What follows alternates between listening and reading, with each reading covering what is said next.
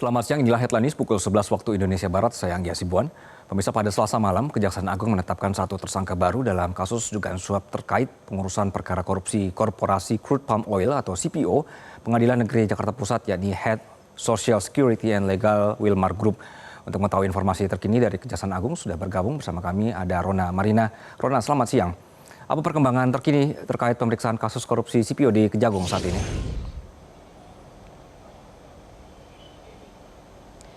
Ya, baik Anggi, perkembangan terkini mengenai kasus korupsi CPO di Kejaksaan Agung pada siang hari ini terpantau kami belum melihat adanya pemeriksaan saksi lanjutan begitu ya di Kejaksaan Agung sejak pukul 8.00 waktu Indonesia bagian Barat pada pagi hari tadi.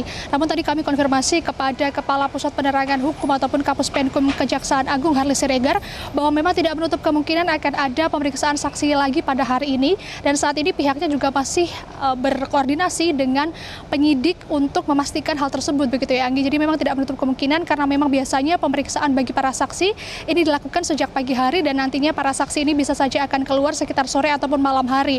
Dan jika memang nanti akan ada saksi-saksi yang diperiksa, maka memang ada dua kemungkinan bagi para saksi ini, yakni yang pertama adalah mereka ini keluar bisa masih sebagai saksi ataupun mereka keluar ini juga malah bisa sebagai tersangka begitu. Jadi memang untuk hingga hari ini terkait dengan kelanjutan dari kasus CPO ini memang tidak menutup kemungkinan akan ada tersangka tambahan lagi begitu ya.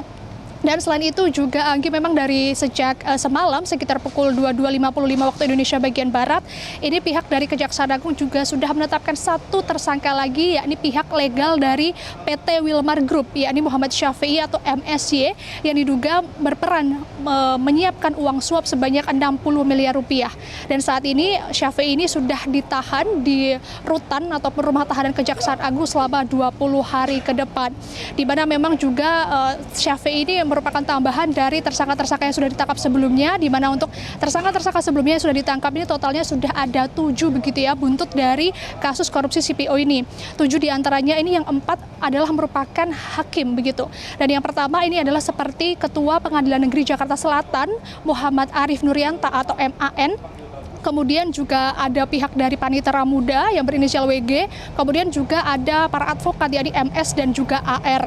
Kemudian selain itu juga ada 3 hakim yang saat itu adalah hakim-hakim yang memutus perkara ini, yakni adalah ada Juyamto sebagai hakim ketua dari pemutusan perkara di Pengadilan Negeri Jakarta Pusat saat itu, dan juga 2 hakim anggota lainnya yang mendampinginya, yakni seperti Agam Syarif dan juga Ali Muhtarob. Memang dari para hakim-hakim yang ditangkap pada hari Minggu kemarin atau sekitar 3 hari yang lalu ini memiliki cerita yang berbeda-beda begitu ya Anggi, terkait dengan proses ditetapkannya sebagai tersangka begitu.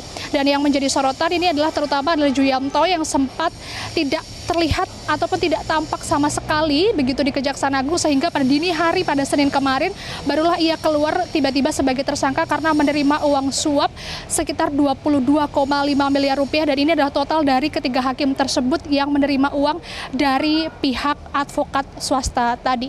Sementara demikian Anggi, kembali ke Anda di studio. Rona Marina, terima kasih atas laporan Anda. Dan pemirsa, demikianlah headline news kali ini. Saat lagi akan hadir Metro Sport. Tetaplah bersama.